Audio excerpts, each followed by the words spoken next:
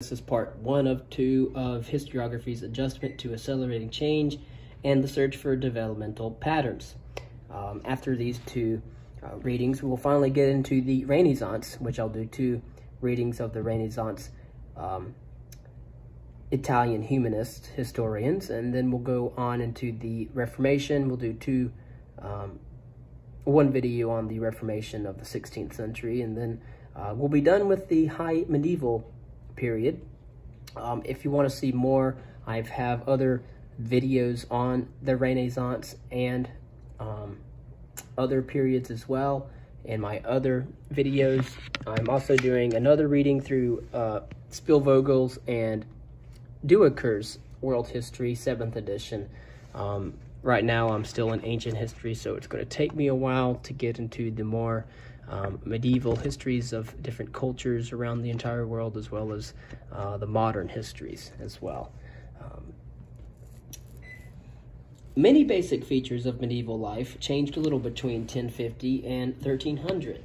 Most people continued to live in villages from around 1050 to 1300, working hard at simply surviving. Society remained a layered arrangement. An arrangement of ranks, with only its urban segment showing an appreciable social mobility. The empire survived, even experiencing periods of glory, until by 1300 the imperial vision outshone imperial reality by far. The church, however, still provided a sense of unity through the shared Christian faith in medieval Europe and its contemporary matrix Latin culture. Nevertheless, fundamental changes were underway and already visible, although their radical impact manifested itself only gradually. Well-established trends towards clearly defined and strong kingdoms ran their course in France, England, and Iberia, spelling doom for visions of unity. Towns grew both in number and size and harbored people whose ways of life did not fit into an economy of self-sufficiency or into feudal society. Again, this medieval period in Europe was marked by feudalism, as well as a strong power within the church, since it was not separate from the state at this time. Within their walls, the commercial revolution not only changed the ways in which people earned a living, but also how they thought about the world, as the values of rationality, efficiency, and individual material well-being came to be emphasized more. These towns were made possible by a steep rise in population increase and, in turn, further greater population growth. In that new world of relative stability and prosperity, learning flourished particularly at the new universities. So impressive were the intellectual and artistic achievements of the period that modern scholars have spoken of a 12th century Renaissance. But accomplishment was joined by paradox. As learning flourished, scholarly conflicts intensified and spread. As a result, and most of them can be traced to the accelerating recovery of the classical works, the works of classical antiquity, particularly those of Aristotle.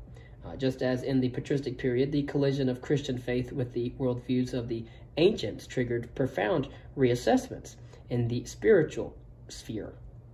In the 1100s and 1200s, theology was the key element that flourished as the discipline that, by the use of logic and dialectic, could express the mysteries of the Christian faith in a rational system, and thereby could resolve troublesome problems. However, theologians aspired to reconcile what they had learned from the sophisticated pagan philosophers, particularly from Aristotle, with Christian faith. The triumph of these attempts came with the grand systems of theology called Summa. You might want to look up St. Thomas Aquinas' Summa Theologica. But these timeless systems offered no real explanation, however, for what puzzles contemporaries most: change. Looking at the suddenly fluid world that was engulfing even monasticism, and as the end of the Benedictine age was signaled in a lessening vigor, and the Dominicans and Franciscans had created a new mode of the aesthetic life for an urban society, St. Elsem of Havelberg expressed well the uneasiness of contemporaries when he asked, although only rhetorically, why are there so many novelties in God's church? Why are there so many new monastic orders in it? Why does the Christian church make itself contemptible by accepting so many varieties, by being subject to so many new laws and customs, and disturbed by too many new rules and practices which are almost annually revised. The historian's help was needed more than ever, but it proved difficult to come by. We have traces of development in sacred history at this time. For centuries, Christians had spoken of the flow of time from the creation of the world to the parousia, and had organized that vast time span into world ages, world empires, life ages, and ages of law and grace. But in none of these schemes was there any notion of development, since God established the periods and ended them. But as historians and historically minded theologians coped with the accelerating pace of change, they were affected by a subtle contemporary shift in the perceived relationship between God and human beings, insofar as believers had seen God primarily as a stern judge, to be approached by penitent and awestruck sinners in fear and trembling. Presently, human beings sought to bridge the hierarchical gap between them and God through such emotions as love and affection. That view tended to elevate human affairs to a new importance and transform Christ's entrance into the world from a unique atonement for human sins into a challenge to have human nature resemble more closely God's image. The possibility of substantial change entered sacred history. A group of scholars began speaking in terms of development in time, either by simply assenting to the ultimate aim of the sequence of years, the end of the world, or by insisting that the succession of ages signaled substantial changes in the human situation. The idea of history as the education of mankind, suggested long ago by some church fathers, was again reborn. Prophetic history, which had become restricted in use to relatively small-scale situations, required its large sweep. And finally, it was reassuring to those puzzled by the many changes around them to find that despite its impressive continuity, the Christian faith itself contained elements of discontinuity. You had creation, the incarnation, and the last judgment. In that context, some 12th century theologians used old but neglected interpretations of the world's history that pointed at a development in human destiny and even in faith. Rupert von Deutz interpreted the Trinity of the Christian religion not in terms of logical categories, but in a dynamic sense. In the early 1100s, Hugh of Abbey of St. Victor took the clearest historical stance when he gave flux and development a positive connotation. In his central work on sacraments, Hugh dealt with questions contemporary scholastic theologians did not ask and could not have answered, because for them, theology had become an exclusive exercise in dialectic and logic, dealing only with timeless entities. For example, why did previous ages not have all of the sacraments? Why did some earlier people worship God by sacrificing animals? Hugh reminded his contemporaries that time was God's gift to mankind, in order that God's intended order could be fully accomplished and could become known to all. The ancient pagans had worshipped God in a different way because they had lived earlier and their relationship to God had been less well informed. But history demonstrated the change in that relationship and acted thus as God's school for mankind, teaching especially the clergy that even the sacred aspect of human life changed with time. Having acknowledged change as a genuine feature of life, Hugh proceeded to organize time. At first glance, his tripartite scheme resembles earlier arrangements until one grasps that Hugh meant to show a quasi-progress within the three periods and from period to period. Actually, the term progress is out of place here, since for Hugh, what was being accomplished was a restoration, or opus restaurantianus, of mankind, and that goodness which Adam had lost in the fall. The sacramental improvement was therefore not akin to what moderns call progress and ascending to unprecedented heights of human existence, but really a turning backward. So compared with such audacious propositions, Hugh's concerning the three great circumstances of events, people, places, and time, offered little that was new. The three factors shaped the world of necessity in which human beings live and on which sacred history leaves its mark. The world itself gave little more than lists of data which were meant to be helpful in the study of the Bible and other works. And so Hughes of St. Victor's Three Ages was, as you had the creation, the fall of man, and then throughout time until the Last Judgment, you had the natural law until Abraham and Moses, and then you had a written law until Christ, and then from Christ you had a time of grace until the Last Judgment. And so Hugh's contemporary Anselm of Havelberg saw new monastic orders pour forth in profusion. Cistercians Augustinians, Monstratensians, and heard condemnations of these and other changes as aberrations from the unchanging divine order. God could not wish for change, for they say, what is so changeable, so variable, so unstable? How can it be worthy of allegiance by the wise? Anselm answered that God did not change at all, being immutable. Human beings caused all changes due to their imperfect human nature.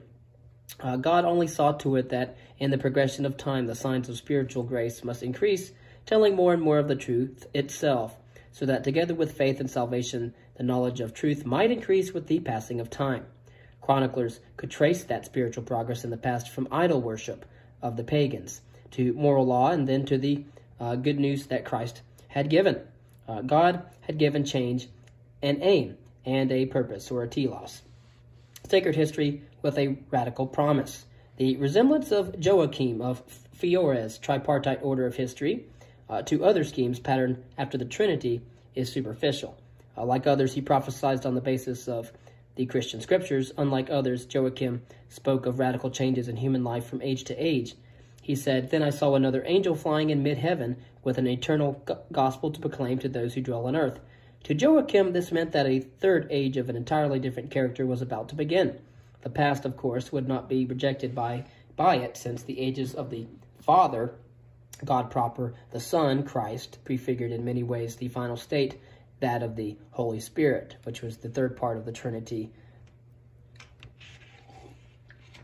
Of course, Joachim's views did not remain mere theological opinions. After his death in the year 1202, the wave of Millenarianism reached new heights, particularly among mendicants, one of whom, the Friar Gorado of Borgo San Donino, even predicted the radical turn to the third age for 1260. And the spiritual Franciscans used Joachim's view of history as inspiration and action program long after that year had passed. But all of these advocates of a developmental view of the Christian faith failed to shape later medieval historiography. That failure would have fateful consequences because centuries later, theories of historical change with a strong development of tendency would originate with historians less devoted to Christianity and more to secular matters. Toward the end, as fulfillment, the developmental views changed or failed to influence the late medieval historiography because they were seemingly too far removed from the general framework of contemporary thought. In contrast, 12th century historians with apocalyptic expectations at the time could rely on a basic tenet of the Christian faith. The German theologian Gerhard von Reichersberg thought that the story of the four horsemen of the apocalypse prefigured four successive historical periods. His own period was under the aegis of the pale horse, which foretold the death and hell witnessed to in Gerhard's time by the profusion of heretics. Two different views. Shortly after Hugh of St. Victor had tried to lay bare the sacred design for the web of human events, Bishop Otto of Freising made a similar attempt. The commonly accepted title for Otto's work is History of the Two Cities, which announced his main guide, Augustine. Remember, he wrote the City of God, which told of the city of man and the city of God. However, Otto, a member of the imperial Hohenstaufen family, was much more beholden to a secular institution than Augustine had been. For remember, Augustine was existing in about the 9th or 8th century. So for him, the Holy Roman Empire of the German nation was not just another state, but a key feature of sacred history. While Augustine had shied away from identifying the city of God with any institution of this world, Otto maintained that the city of God had been hidden in the city of the world only prior to Christ's birth. Since then, the city of God had become visible in the church, the physical manifestation of God's kingdom, which in turn created the Roman Empire of Christians, when the Roman emperors converted to the faith. And that empire, now ruled by German emperors, the two cities had remained intertwined until the investiture conflict had ended the Civitas Permixta. Since then, the Civitas Christi, or the Church, and the Civitas Perversa, the corrupt city of the world, once more proceeded along separate lines, one toward perfection and the other towards doom, a separation which signaled that the end was not far off. Of course, Otto's sorrowful concern, was no mere fin de siècle mood, because by pondering upon such wretched events, we may be led to pass by the eye of reason to the peace of Christ's kingdom and the joy that abides without end. Otto's interpretation of history relied again, in an un-Augustinian manner, on the four-empire scheme with its translatio imperii. The fourth, the Roman Empire, would last until the end of the world by means of the transfer of the imperial rule from the Romans to the Byzantines, and then to the Franks and other Germans. But as the Roman Empire had handed on its power to the Byzantines and Germans, that empire not only became decrepit and senile through lapse of time, but also, like a once smooth pebble that has been rolled this way and that by the waters, contracted many a stain and developed many a defect. In Otto of Freising's time, the weakness of that empire had become fatal, foreshadowing the end of all things, although Otto granted that some features of the Western world did not conform to the pattern of decline. Learning certainly gave no signs of decaying, as it was being transferred from the Greeks to the Romans, and then to the Franks, and the church was charged with new energy at the time. Otto even speculated that the sanctity expressed in the new religious orders might delay the end of the world. Otto's emphasis on the sacred and cosmic dimension of time, especially in his 8th segment, dealing with apocalyptic matters, has tempted modern critics to write him off as a speculative philosopher of history. Such a judgment, however, overlooks the fact, even in a secular sense, that he paid careful attention to secular history, and did so with a remarkable critical mind. He voiced, for example, doubts about the credibility of the venerable donation of Constantine after a careful weighing of the available circumstantial evidence. A neutral attitude toward change. Neither the end of the world nor visions of a new age figured in the memoirs of the papal court, Historia Pontificalis, of Otto's contemporary John of Salisbury. He simply lived in and accepted the new world. Schemes for deciphering God's will were not for John, who willingly acknowledged that God's plan for this world was a mystery and left it at that. As he saw it, history was more closely connected with the practical problems of living, and in formulating the purpose of history, he felt free to draw on the storehouses of the world of classical antiquity, and as well as Christian concepts. History was to him to relate noteworthy matters so that the invisible things of God may be clearly seen by the things that are done, and men may be, by example of reward or punishment, be made more zealous in the fear of God and pursuit of justice. Besides, the records of the chronicles are valuable for establishing or abolishing customs, for strengthening or destroying privileges, and nothing after knowledge of the grace and law of God teaches the living more surely and soundly than the knowledge of the deeds of the departed. John himself accompanied a feat of blending. In the manner of chroniclers, he set out to contribute his share of labor to a continuous account of the past by carrying Sigebert to Gimblau's highly regarded Chronicle forward to 1152. But he also was an outstanding representative of the 12th century Renaissance, with its appreciation of classical learning and literature. By virtue of his good judgment in using sources and by his excellence of style, John wrote a lucid narrative that stood in sharp contrast to the shapeless compendia of his contemporaries. The Latin classics, which he knew so well, not only refined his style and taught him classical wisdom, but also reinforced his interest in the affairs of this world, although without weakening his dedication to the then Christian faith of the Holy Roman Empire and the Church. He, who had been exiled from England by Henry II and was for years a member of the Roman Curia, saw in the Church the true carrier of continuity, accompanying and accomplishing a task which no secular state could perform. The transformations of the Chronicle. A great number of late medieval chronicles still rest unedited in depositories, forcing the historian of historiography to generalize from a slimmer base than is desirable. The major development, however, can be discerned with fair accuracy.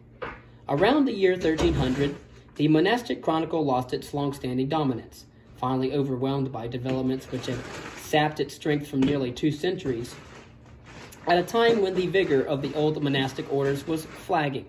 They experienced the vigorous competition of the mendicant orders that were more attuned to the urban environment. While the prominence of the monasteries as centers of learning faded, that of universities and town schools increased. In general, the towns and the way of life they fostered were not beneficial to the monastic life, the matrix of the medieval chronicle. Although in the high medieval ages, although the traditional ways of medieval Christian historiography were not quickly abandoned, it was apparent that chroniclers were straining hard to accommodate the information and ideas produced by the knowledge explosion of the 12th and 13th centuries. Chroniclers coped in 1 of 4 ways with the problem. They simply continued in their customary ways as best as they could. They managed skillful compilations. They chose an encyclopedic format, or they tried to find a new scheme to master their material. In the end, no adaptation of the Chronicle was able to save that historiographical genre. A case study, the late medieval English Chronicle. In the late 1100s, which was the late 12th century, when monastic chronicles still flourished, the monks of the abbeys of Bury, St. Edmunds, and St. Albans began to write history. They first memorialized their abbots and then proceeded to record the past of wider world. From monks at Bury to St. Edmunds came a world chronicle, the Annals of St. Edmunds, and the more important Chronicle of Bury St. Edmunds, which began with the incarnation of the Christ and, from 1212, told an original story. At St. Albans, Roger of Windower and Matthew Paris wrote chronicles. The former, Roger of Windower, left us his Flowers of History, which first covered substantial portions of the ancient and early Christian periods, and then gave a close account of English history up to 1234. Everything is richer and fuller in that last section, but also more English and hence less aware of the rest of the Christian Commonwealth. Roger's successor and fellow monk Matthew Paris simply used the whole of Roger's work as the first part of his own greater chronicle, Chronica Majora. Then he completely abandoned himself to the world surrounding him, producing a vast panorama that encompassed trivia, as well as substantial accounts of the Spain of the Reconquista, the empire with its bitter controversies between popes and Frederick II, the Holy Land, the substance of the Mohammedan religion, in which Muhammad was seen to have proclaimed polygamy in order to cover up an affair with the wife of a servant, the Tatars, who were monsters thirsting and drinking blood, and tearing and devouring the flesh of dogs and human beings, the Jews, whom he alternatively pitied and condemned, and above all, English affairs. These sections of his work demonstrate how the increasingly abundant information magnified the chronicle's shapelessness. Although Paris introduced some consistent themes, the complaints against King Henry III, the Pope, the friars, the foreigners, all of whom endangered, as Paris saw it, either his monastery or the Benedictine order in England. Then, in an unusual and significant step for a monistic chronicler, Paris helped the greater chronicle's popularity by producing abbreviated versions that concentrated on English affairs. The History of the English from 1066 to 1253, and the Flowers of History. In doing so, Matthew Paris acknowledged the significant widening of the audience beyond the confines of the monastery. After the year 1300, the tradition of Latin chronicle writing weakened extremely. Shortly after that year, a poem followed by a few random entries ended the Chronicle of Bury St. Edmunds. At St. Albans, chronicle writing continued until 1400, but lapsed into an unexciting routine with the exception of the works by the late chronicler Thomas Walsingham. As well as can be judged, the monastic chronicles diminished in number, quality, and scope on the continent. Even works meant to be world chronicles did not meet the limited contemporary standards of universality, a fact visible in the popular works of Peter of Tours and Richard of Cluny. One French monastic chronicle tradition continued on its course, while English monastic chroniclers had shown, by and large, a persistent independence from royalty. The Grandies Chroniques de France were a conscious effort at establishing a Capetian version of the French past. The monastic historians at St. Denis had at their disposal a rich store of Latin historical works, including Abbot Suger's biographical history of Louis the Fat, as has been mentioned in our reading on the late medieval period, and the works by Rigord, Primat, Guillaume de Nanges, and Jean Chartier. The St. Denis chroniclers bridged the gaps between these accounts and also produced a Latin version of the vernacular chronicles up to 1450. So close was the connection between crown and monastery that by the mid-15th century, the official St. Denis historian received payments from the king. Many copies of the Grandes Chroniques circulated throughout France, and printing had hardly arrived in France when a printed version appeared in the year 1493. France had a ready-made national history with Trojan origin, heroic French kings, and a French view of events. But in this case, the monastic historiographical tradition survived by the grace of a secular power. Little help came to the embattled monastic chronicle from the friars. They were innovators in contemporary religious life, but not in chronicle writing. Although each Franciscan and Dominican had his home base, much of a friar's life was spent away from it in active participation in the world. Franciscans did not share the monks' deep attachment to their monasteries.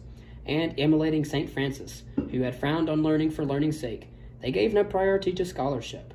When Franciscans eventually wrote histories, they did so primarily to edify, to educate the lay people, to supply collections of exempla for preaching, or, as St. Thomas Ecclestone did about 1258 with his On the Coming of the Friars, Minor to England, to tell friars about their own past and inspire them by examples. The Dominicans had fewer reservations about the value of learning, but they were more often found working in theology than in historiography. Nicholas Trevet's Annals of 6 Kings of England, around 1320, were a political history focusing on Edward I, who had generally supported the Dominicans.